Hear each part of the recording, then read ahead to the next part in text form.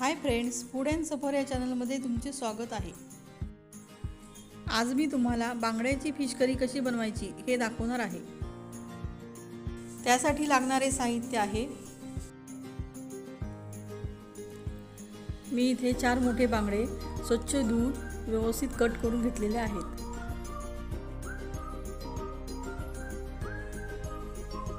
इथे मी ओला नारळ खिसून 1 वाटी त्याचे खोबरे घेतलेले आहे, एक बारीक कांदा कापून घेतलेला आहे, 8 ते 10 सुक्या मिरच्या, 1 टीस्पून हळद, 1 टीस्पून धणे आणि थोडीशी चिंच। आता आपण इथे सर्व साहित्यांची बारीक पेस्ट करून घेऊयात।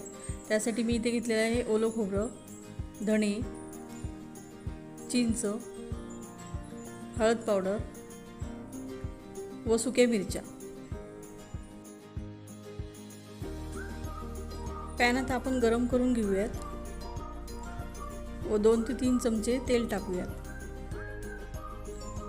तेल इथे गरम झालेले आहे, त्यात आपण कांदा घालून घेऊया व कांदा चांगला लाल होईपर्यंत परतायचा।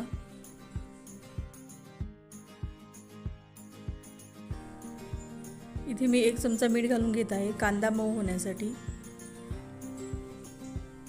कांदा आता चांगला भाजून झालेला आहे, त्यात आपण आता मिक्सरमधून वाटून घेतलेले खोबऱ्याचे वाटण टाकूयात।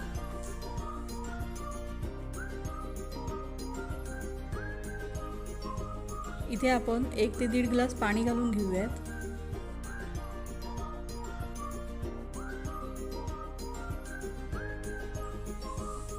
बांगड्याची फिश करी आपण मीडियम कन्सिस्टन्सीमध्येच करायची आहे, जास्त पातळ नाही करायची।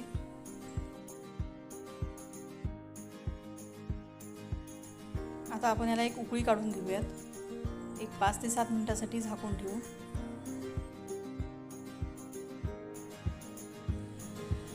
आमटीला छान उकळी आलेली आहे, आपण त्यात आता बांगडे टाकून घेऊयात।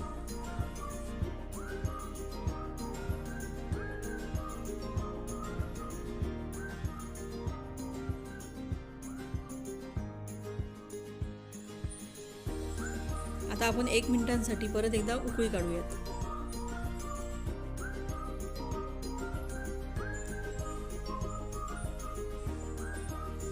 बांगडे छान मऊ झालेले आहेत, पाहू शकता।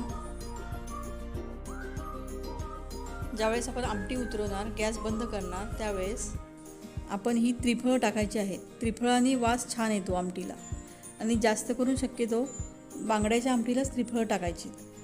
आणि आता टेस्टनुसार आपण मीठ टाकूयात।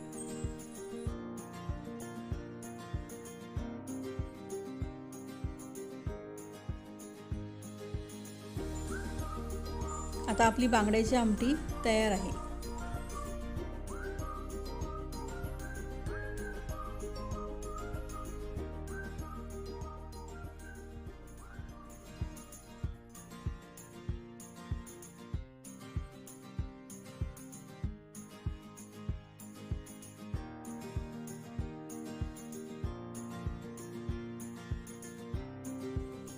बांगड्याची आमटी तुम्हाला कशी वाटली हे कमेंट करून नक्की कळवा।